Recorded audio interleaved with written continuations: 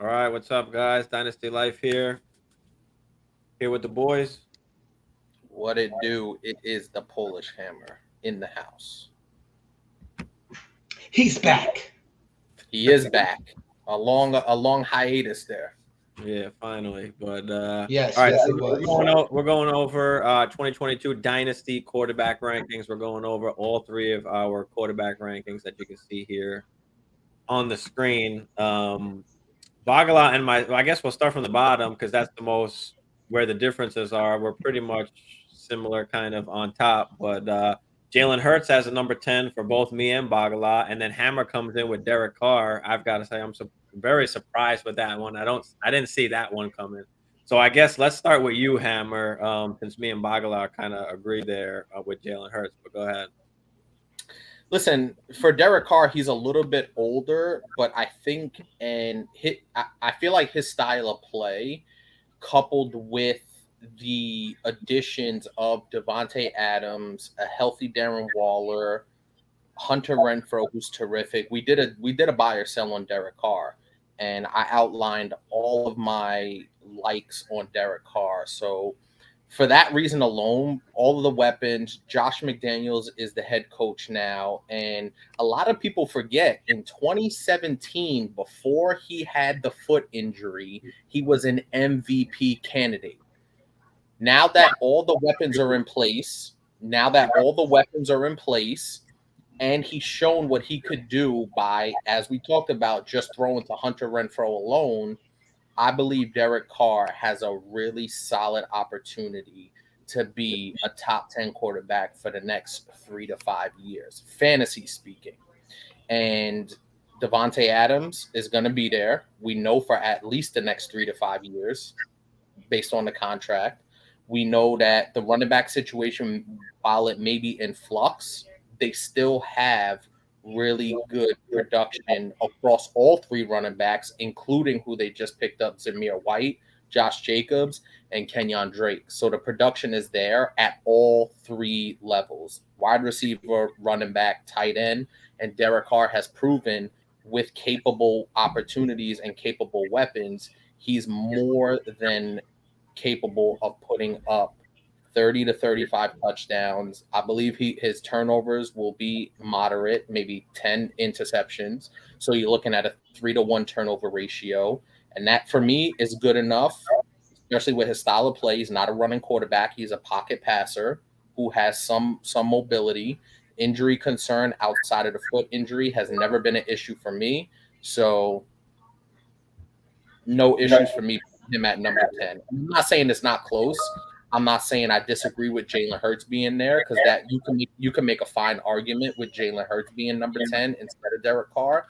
I just like his long-term prospects with the stability at all of the skill positions for him over the next 3 to 5 years.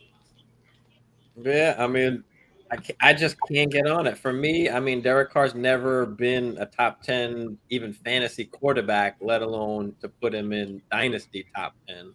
Can he be good over the next few? Yeah. Can he throw 30 to 35 touchdowns? Yeah. But even if he does, that still doesn't necessarily put him in the top 10 when you've got guys throwing for, upwards of 40 touchdowns, a bunch of other guys. So, and then, like you said, he's a pocket passer too. So, he's not getting any help running the football. So it's just hard for me to put him anywhere inside the top 12, like fantasy, rankings, let alone, I just dynasty. love the additions. I love the I additions. I like him love too. I like Devontae. him I too. love Listen, Waller. I love everything about let that me Raiders But team. let this me is hold this on, is hold on, where hold for on, hold on, Steve. Bagala, 1 second. Let me make it clear that I do like Derek Carr as an actual quarterback. In real life quarterback, No, you don't. he's a good quarterback. But No, you don't. when we're talking about fantasy, he doesn't produce fantasy points. He's a great quarterback in the NFL, but he's not great at producing fantasy points. But That's what you always said, and I'll let Bagala jump in. I know he's itching to get in, but real I'm quick, like you always say with fantasy, like yes, you want to go based on the track record, but you're also trying to project ahead a little bit as well, right? Like that's something you have to do, and to be able to find good value on a guy that may not be as high, I'm projecting Derek Carr to vault into that based on the stability. Now, Derek Carr has the contract. Devante has the contract. Hunter Renfrow has the contract. So I like the stability. Josh McDaniels is there now. The stability is there for sustained success from a fantasy perspective for Derek Carr. That's why, listen, I said you could put Jalen Hurts. There's a great argument to be made for Jalen Hurts. I just like the stability of Derek Carr a little bit more than Jalen Hurts.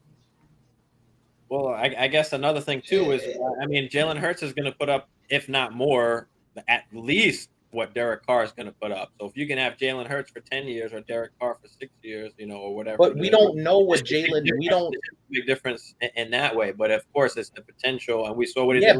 But Jalen Hurts isn't even. He's not even on. He's not even guaranteed to be on any roster past a couple of years. Derek Carr is an entrenched quarterback, so that's a little bit when I'm talking about stability. The Eagles aren't sold on Jalen Hurts still has to win his job. He still has to keep this job. Right. Exactly. And no matter if he ran the ball yards last year or whatever, they're still looking to move on from him. He's not any. Don't be surprised if the Eagles could have got another quarterback. Jalen Hurts would be with the Philadelphia Eagles right now. If they were in the Russell Wilson sweepstakes, if they would have got Russ, they could have got Deshaun. Jalen Hurts wouldn't be there. They've been a little wishy-washy on him. When it comes to Derek Carr, you have to look at the additions and you have to look at the coaches and everything that they've done for him. Steve, he finally gets a coach that's an offensive coach, a quarterback-friendly coach, in Josh McDaniels. He has a ton of weapons. This is the best offense that's been put around him his whole career. So I don't understand how you don't have Jalen Hurts in your top. You don't have Derek Carr in your top 10 though. Well, I don't, and it doesn't really matter. But I expect him to be able to vote up there.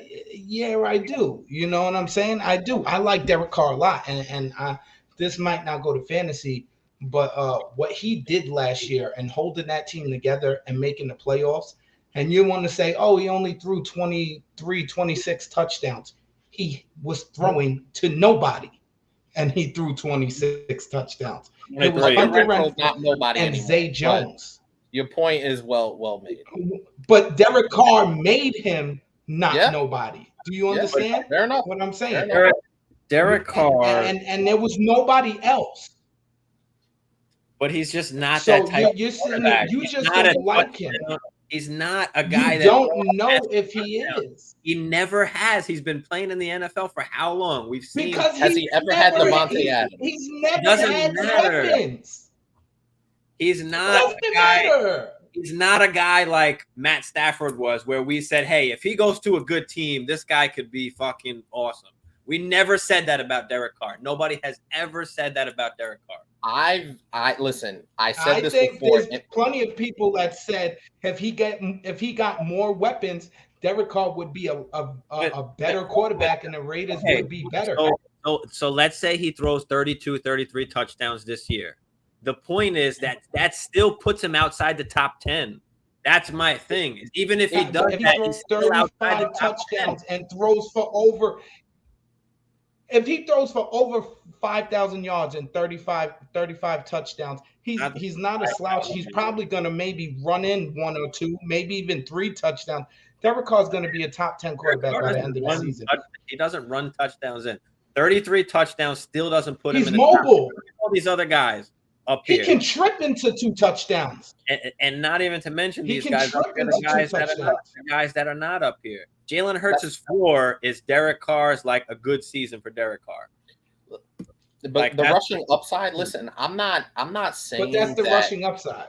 Yeah, and listen. Football, rushing upside or not, that's part of it, right? For me, the reason why I keep Jalen Hurts just below is because he still has something to prove as a starting quarterback. There's no guarantee that he's going to be a starting quarterback once his rookie contract is over. So that lack of stability for his position, his security at the position, is what makes me uncertain, because you could say, listen, I'll have Jalen Hurts for the next 10 years. How do you know in 2 or 3 years he's not on he's a backup somewhere? Then your whole perspective changes. He's got another year. He's got another year after this. But if he gets them to the playoffs this it doesn't year, matter. He's there's no way they're gonna go with, if he gets them to the playoffs and plays. He got them to the playoff last year. Exactly. He has to throw for. He's got to improve. He has to throw for more than he has to throw for at least 4,000 yards, and he has to throw for about 25 to 26 touchdowns. And Jalen Hurts for him 7 on the ground. I get that, but we don't say and for them to say, all right, we're going to keep 4,000. So that's my issue. Like I said, I like Jalen Hurts, and I had him on my Dynasty team last season, and he was terrific in spots, but he was terrible in spots. Like terrible. He's a young. And that's why, but Lamar Jackson don't throw for 4,000 yards, and we don't say nothing about that because of what Lamar Jackson's been an MVP, dude. Lamar Jackson's been an MVP. And when you talk, absolutely, but when you talk about throw for 4,000, like he throws for 39, 38, but then rushes a bunch. Jalen Hurts is not Lamar Jackson just yet, and we don't know if he's going to be that. That's what I'm saying. I'm not saying that he is, but time. I mean, you got him Lamar as your Jackson falters in the playoffs. No, I like it. It was close between him and Derek Carr. It was very close, and the only reason he got the edge is because he runs the ball. But that's fair, and I'm on board with that. Is there a scenario where I see Derek Carr outscoring Jalen Hurts? Yeah, because if everything goes right this year, you can look. Derek Carr can throw for 38 touchdowns, over 5,000 yards. And it's going to be a different story. You guys are nuts. You don't think so? He's not throwing for 5,000 yards in 30. Just because he hasn't done it. But anyway, he's just not that. Look at the weapons he has. He's just not. Look at his overall record. He's not even like a winning quarterback. But anyway, let's go into. Let's go into here. What's his overall? His overall record is not over 500. So anyway. It doesn't matter. He's been on a bad team. The Raiders have been a dumpster fire. Moving on from Derek Carr's bum ass. Okay. That's always exactly. I love it. Exactly. I've got because for me, after Jalen Hurts, I've got like Stafford and Russell, and then it's like Carr is coming in after that. But all right, so next at number 9, Dak, Russell Wilson, Trey Lance. Me and Hammer have Dak one spot above. Bagala, you've got Dak at 9. And Hammer, you've got Russell at 9. But I guess what makes y'all put Russell in there at 9 and 8? Bagala, take it. I think Dak is talented, but I don't know. I think we're gonna see Dak regress. It just for me, it just seems like when Russ is healthy, Russ is really good. And, he went to a better situation. Say what you want. In Seattle, it wasn't the weapons on the outside. It wasn't because he had Metcalf, he had Lockett, he had those things. That O-line just absolutely eroded on Russ. And he was running for his life for a couple. The last 2 years, Russ has been running for his life. He's in such a better spot, and I just think he's better than Dak. He's much better than Dak, and you don't have the. Right now, I look at Dak and it's like ankle was a gruesome injury. It was nasty, and Russ just hasn't had that, and Dak lost Amari, and now you're counting on CD, which I think CD is gonna. You got Schultz. What is Zeke? Is Zeke going to be good? Is he not? That O-line that Dallas has is not the O-line they had in recent years. You know what I'm saying? I feel like there's going to be a lot more pressure on Dak. And to the pressure point, in big games, Dak does not play good under pressure. So he has a lot of pressure this season, and I don't think he's going to do what everybody thinks he's going to do, but I think he's still going to throw for a ton of yards, and he's going to be one of the better quarterbacks. But I just think Russ is going to be that much better than him. He already was in Russell's situation for the back half of his career. I I hear that, And and that's I really could it. almost agree. I could almost agree in putting Russ at 8 just because I like the way his game is going to translate in the second half of his career with the Broncos and in this particular situation. Remember when Peyton Manning joined the Broncos, he was on the back nine, and those first 2 to 3 years with the Broncos, you know, if we would have had him, if we were doing dynasty rankings when Peyton joined the Broncos, we would have had Peyton maybe in the bottom half, and he was probably the top, you know, 2 or 3 quarterbacks within that 2 to 3 year window. Now, dynasty, I understand, is a little bit longer, but you were still getting Peyton Manning in those couple of years could have carried you to a championship. So for me, I could put Russell Wilson at 8. I have no problem with him at 8. I just put him at 9 just because Dak obviously is a little bit younger.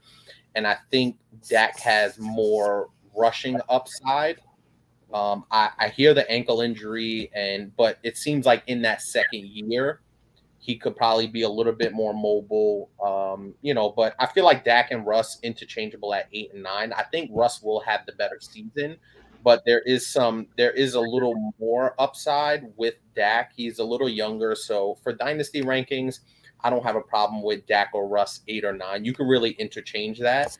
But I do really like Russell Wilson as a big bounce back candidate from that Seattle dumpster fire that was starting to happen to being rejuvenated with Denver, a la Peyton Manning. Yeah, I like Dak. I mean, they've always number one offense. I mean, he's going to be throwing the ball, and whenever he was healthy, he's always finishing in the top 10. So it's almost like, you know, he's almost like an automatic top 10 when he's healthy. But the reason why I don't have Russell Wilson or Matt Stafford is mainly because of age, because all of these younger guys I feel like are going to put up pretty much the same amount of points as those guys just for a longer period of time. So that's why I don't have those two guys. They come in like kind of right after at my like 11, 12. I have like Stafford and Russ. I will say the one goof blanc, Matthew Stafford is no longer on the Lions. I just picked up on that. Oh shit, I did goof that. My bad. But you get the You know why? Because we had DeAndre Swift when I was doing the running back ones, and he was in there. Yeah, I just picked up on that. But that's probably why. You know, anyway, everybody knows he's on LA. Don't fucking kill me for that. Jesus. I think Matthew Stafford wants to forget those Lions days. Yeah, murder him. But yeah, I mean that's why I don't have Stafford or Wilson up there. Yeah. They come in kind of right after, and Hurts is, like Hammer said, he doesn't have that the contract. So I flirted between that, but just with his rushing upside, and I think they have things in place where he should be good enough to succeed. It remains to be seen, but it's I mean, if you have Hurts in Dynasty, he's a good hold and see what happens. So the thing I like about Matthew Stafford and why I have him slotted in the 7, maybe Bagala can attest to this, it feels like his game will stand the test of time. Like he's only 32, 33. It feels like he could play till he's 40 the way he throws the ball. You know what I mean? So, and we're starting to see now a trend of quarterbacks playing late into their 30s. Yeah, that's true. I mean, he's a pocket QB. That's kind of the reason. See if we can find his. That's kind of the reason why also like the dynasty rankings with the QBs.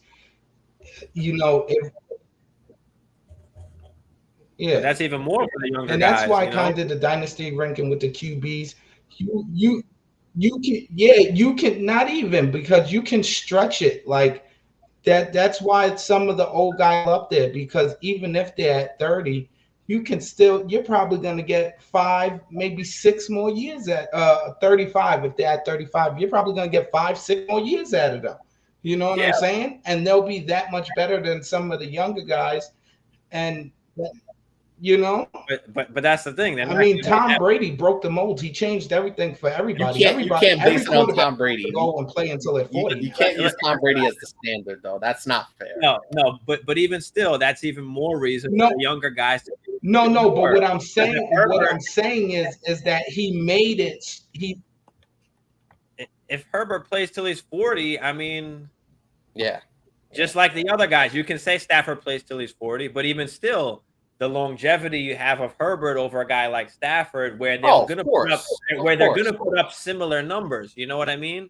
They're going to both throw 40 touchdowns. Of course. But that's why I have these younger guys up there. But I would in Dynasty, I would take a guy like Matthew Stafford over Jalen Hurts because of the stability, and that's why I took a Derek Carr. You know what I mean? So that's listen, Matthew Stafford could play for 5 or 6 more years. Jalen Hurts could play for 10 more years, but in 2 years, 3 years, he may be a backup somewhere. So I'd rather go for that stability, and which is why I have Matthew Stafford at 7. Obviously, he's getting a little bit older, but I love his stability. I love the situation, the coach, the organization. I love everything about where he's at. So I would take Matthew Stafford in a dynasty and feel really good about it.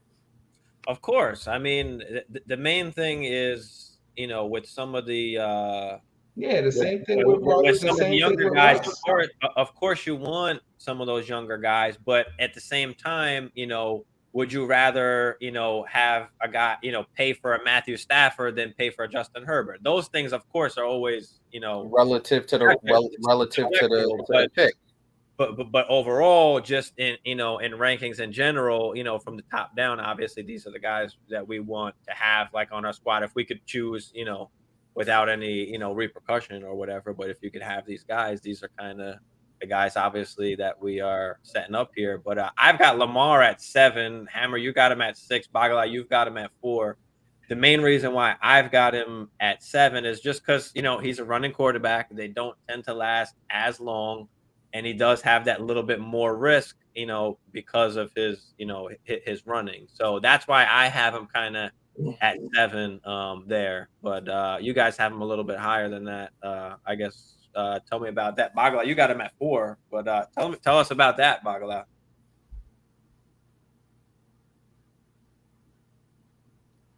Because he's different.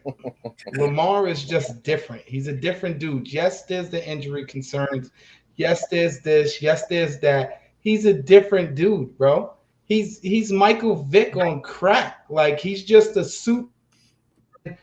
And if ever he gets to the point where he turns into what Michael Vick was at the back half of Michael Vick's career, while he still has these legs, Lamar Jackson's the best quarterback in football. You understand what I'm saying? If he gets to the point where he can throw the ball and have a high completion percentage and things like that, if he can get to that point, if Lamar Jackson has a 69, 70 completion percentage like some of the guys up there, and he's still running the ball the way he is, you're going to tell me is not the best quarterback in football. But as you said, Bagala, if so that's why I have him up there. If, like you said, Bagala, if was a 5th, we'd all be drunk. So I can never count on Lamar Jackson being a 69, 70% guy. Yeah. So that's the main reason. No, you can't. But I can count on him to get me. I can count on him to get me 25 to 30 fantasy points on a weekly basis. That's what I can count on. No that's argument. Why he's number 4. No he's just different. There. He's more explosive.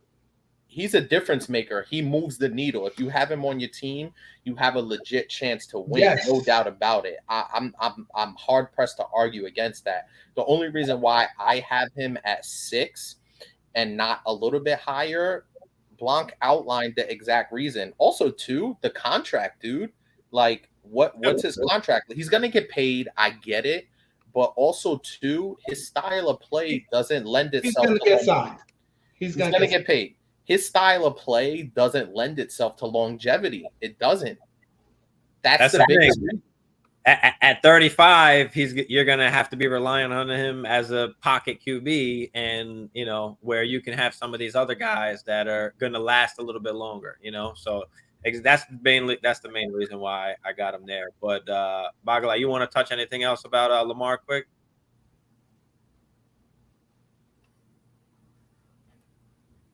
No, I just think that he still has time to change, to adapt his game as he gets older. You know what I'm saying? He still has time. He's still buku young. They're gonna give him money. He's gonna be in Baltimore till he retires, and just his legs are different. They're different from Jalen Hurts. It's just different. When he decides to run the ball, he's getting 20 a clip. And that's why he's just different. And I think I like Lamar a lot, and I think he's gonna turn into a better net. Deshaun would have been up there for me if he didn't decide to. Well, yeah, I mean, let's talk about Deshaun. This is Dynasty, right? We're talking about Dynasty. So even though he may miss some time or even a year, and I mean, in Dynasty rankings, I can't see why y'all don't put him up there somewhere. But y'all tell me, why don't y'all have him up there? Is it just because of this 1 year that he could possibly be facing? So I guess for me, and maybe that's a little bit of short-sightedness on my part, I didn't even factor him in as much as maybe I should have.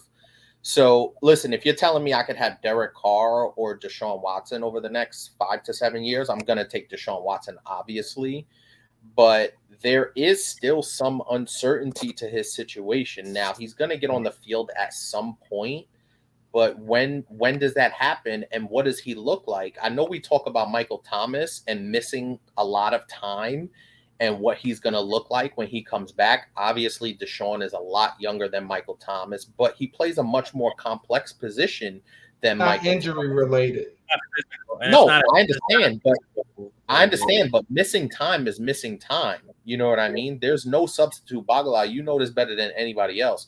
There's no substitute for being out there on the NFL field live action. You could work out all you want. You could take practice reps. There's no substitute for NFL live action and real defenders trying to rip your head off.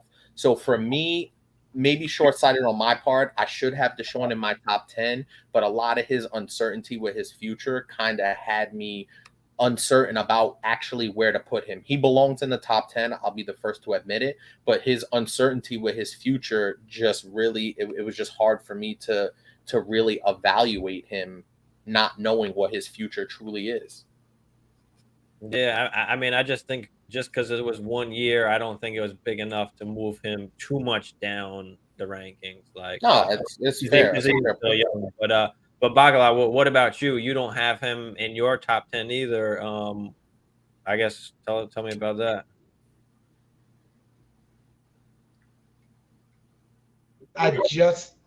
The situation gonna happen. I think he's gonna get, he's gonna end up playing again. We did not know what was gonna happen with him. And still don't. It's not that I have to see him play. I just got to see the NFL allow him on the field. You understand what I'm saying? Once I see them allow him on the field, then I can put him. He'll be right up there in the top 5 for me. But I just didn't feel comfortable putting where he belongs, because he belongs as a top 5 quarterback when you don't know if he's going to get extended indefinitely, or he's gonna. You just don't know what's gonna happen to him. You know what I'm saying? Yeah. Is he gonna go to jail? So once he gets on the field, you know what I'm saying? The moment he gets on the field and play top 5 for me, and then he'll work his way down or up with whatever he does. You know what I'm saying? And that, but he's top 5 talent. I just didn't feel comfortable putting him in there when I didn't know what was gonna happen with his future. Like, I can't a guy. He may or may not go.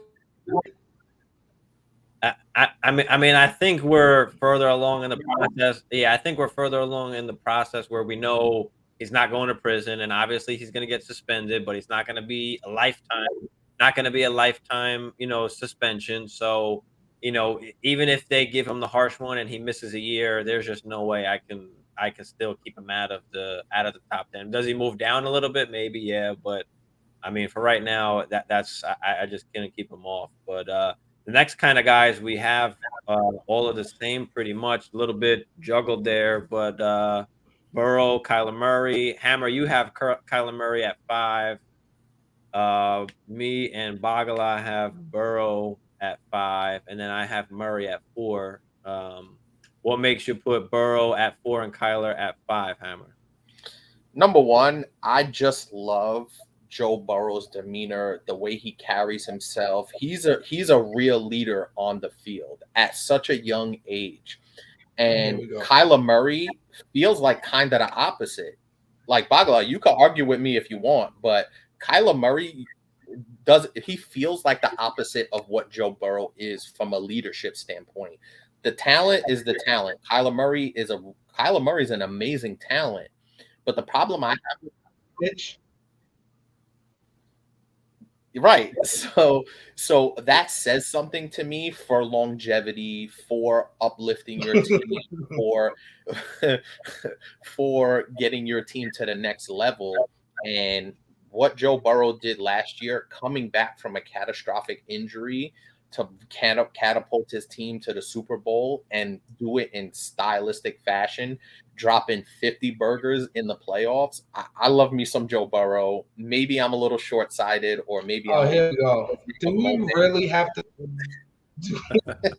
But yeah, I do like Kyler Murray. I just like Joe Burrow a little bit more because of and the talent around him. The Bengals have really built a solid core around him and went out in free agency in the offseason and addressed their biggest weakness, which is the offensive line. So from a person in the quarterback Joe Burrow to the organization that's proved that they're going to go out there and surround him with all the pieces he needs, he's just really awesome. He could be higher, but the guys above him are just probably a little bit better. So Joe Burrow at 4 feels like the right spot right now. And he's what, 23, 24? Yeah, I mean, both of you have Burrow above Kyler Murray. I have Kyler Murray above Burrow, and the main reason for that is because Kyler Murray has just been a top 5 quarterback, like when he's been healthy, and he can run the ball a little bit, which gives him that little bit of upside. And for me, Joe Burrow, yes, he's great. He did it for 1 year, but do it again now that defenses are gonna be a little bit more locked in. So Burrow can jump Kyler Murray, but right now I have Kyler Murray ahead mainly for those reasons and because he has a little bit more of rushing upside. That's fair, and I agree with that, and I'll give it to Bagala in a second. But Kyler Murray fades down the stretches of seasons. He'll get you off to a good start, but he'll fold down the stretch of seasons. And he could cost you a fantasy championship or a playoff berth if you're counting on him past week 9, past week 10. He's folded down the stretch of these last couple of seasons. Yeah, I mean, I could agree with that, but I can't put too much. I can't. My main thing is.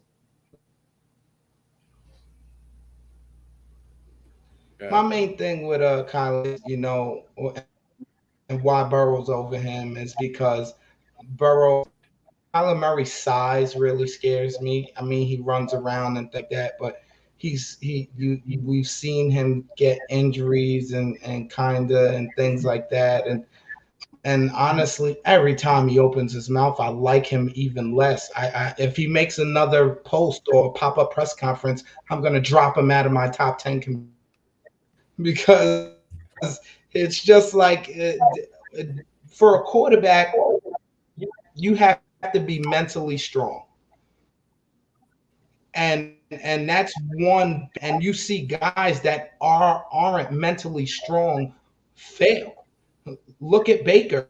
Baker came in as the number 1 pick. He was he had a couple of good seasons, and then things got going and his mental went out the window, and now he's fighting for a job and might lose it to Sam Darnold.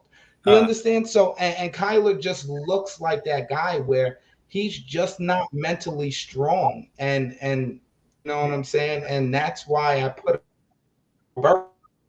oozes confidence. Like, you know what I'm saying? And He's a everybody real loves leader him. of And men. I just don't He's a think real Kyler's leader that of men. guy. And exactly.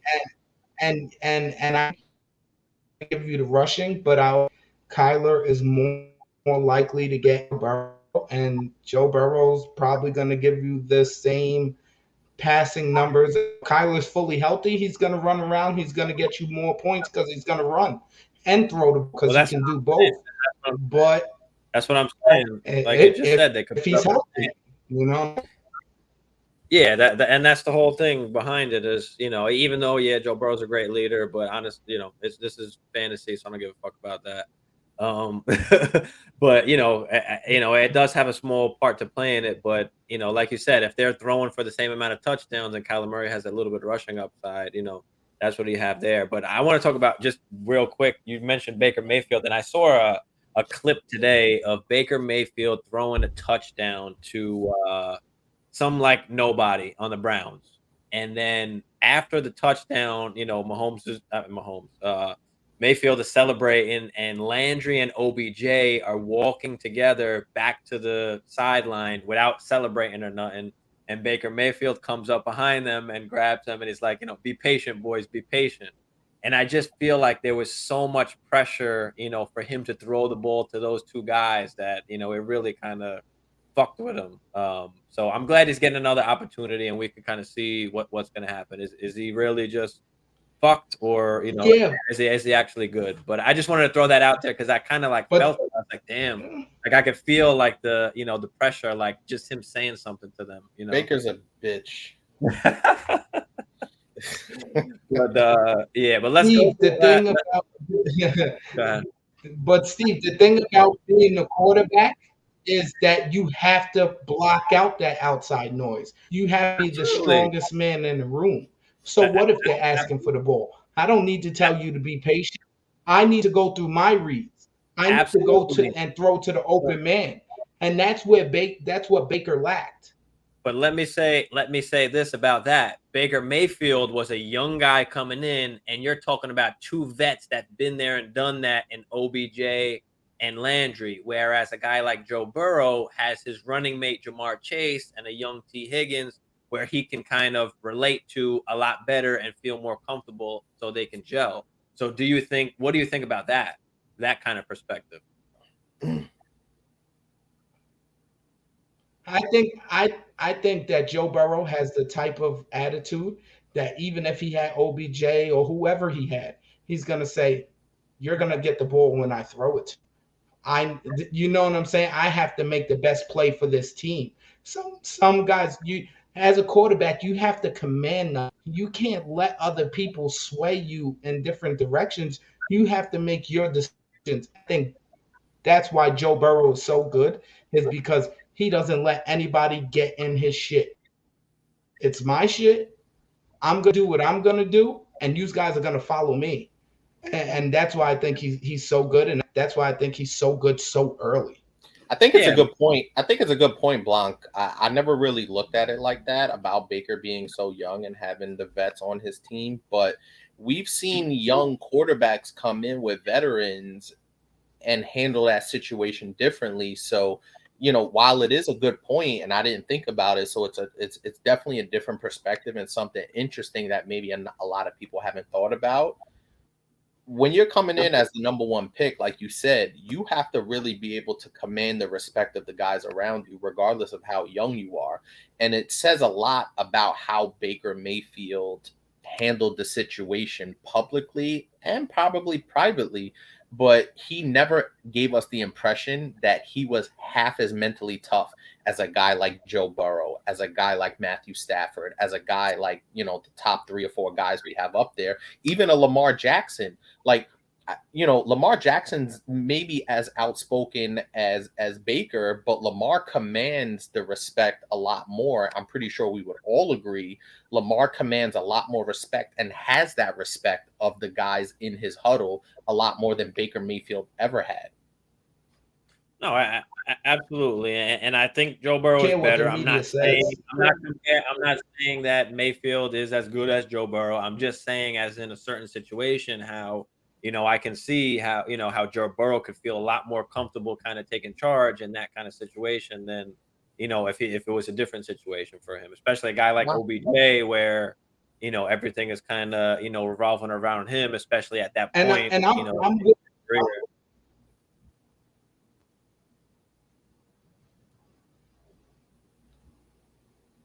Go ahead, Bagala. And I'm with you, Blanc. Odell is toxic. I'm with Blanc. Odell is toxic AF. He's a Nasdaq.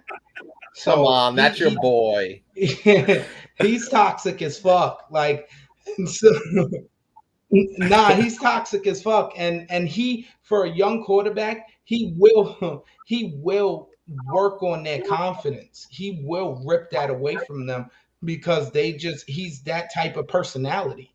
And that's why he had to go to a place with a veteran quarterback, where the veteran quarterback can say, "Hey, Odell, shut the fuck up." You know what I'm saying? And like Matthew Stafford, I'm gonna throw the Cooper Cup first, and then if you're open, throw to you, and just be quiet. You'll get the ball. But for a rookie quarterback, it was tough because Odell is one of those personalities, and as you know, football's a alpha male sport. You know what I'm saying? And if you do not stick up for yourself, the Sharks will smell blood and they'll rip. Yeah. But I guess let's go to the last ones here. Josh Allen, number 1 across the board. Patrick Mahomes and Herbert, 2-3 for Hammer and myself.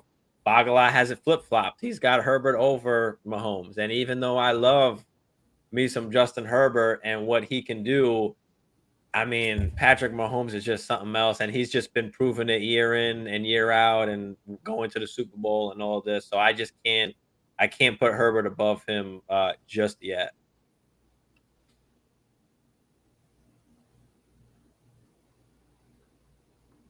I like Herbert. I mean, with Patrick Mahomes and Justin Herbert, it's like the top 3 guys, really. It's like, you're splitting hairs. You know what I'm saying? Yeah.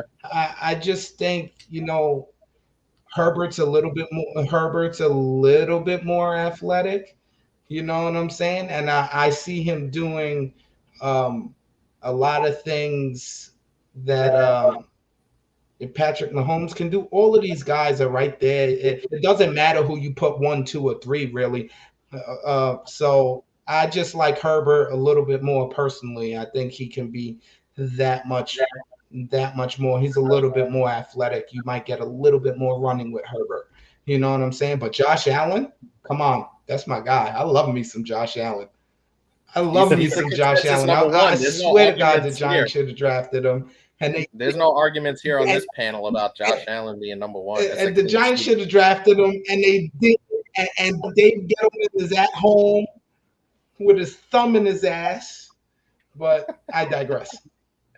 You know what's interesting too is the only one we all agreed on was Josh Allen. That's the only one that's a clean sweep at number 1. Like, because he's got the rushing and he's going to throw for 40 touchdowns almost. So he's got the weapons. He's got the coach. He's got it's really good. Yeah, man. I will just touch on Mahomes real quick. Mahomes feels like he's been around a lot longer than he has, doesn't it? Because he gets to deep in the playoffs. Like, it just feels like he's 30 years old and he's not. He's battling Brady. He's battling Josh Allen. I mean, and he looks like he's 32 the way he moves around sometimes. He did take a beating. The offensive line in Kansas City looks like an older dude. The offensive line in Kansas City has eroded the last couple of years because they had to pay him $500 million. So, that's another factor where I could see why Bagala would have Mahomes at 3 and Herbert at 2, because that offensive line, when you pay the quarterback, the rest of your team suffers, and that's just a proven fact. Yeah, but now if you look at what happened, Patrick Mahomes has got the most team-friendly salary out there now compared to the because other of the years. Yeah, because of all the other guys that's been signed, and now like his contract is actually not that bad if you look at it, Because of the years. It doesn't matter years or what. It's still good for the best. Yeah, but that first year when they hit him with the signing bonus and everything, it was a little tough. At least we're past that now. Yeah, but Yeah, like I said, I learned just me some like Herbert more because he's just a little bit. Yeah. Yeah, Josh Allen's just big, physical. He'll run over you. He got a rocket for an arm. Yeah, I he's like me definitely some more. Josh He's Allen. definitely a more big physical stature. I would argue and say Mahomes is more athletic than Herbert because of what he can do. But Herbert is just a bigger, more stature guy. But Patrick Mahomes could just, I mean, what he does on the run and all this sidearm stuff, crazy. Some of the stuff he does.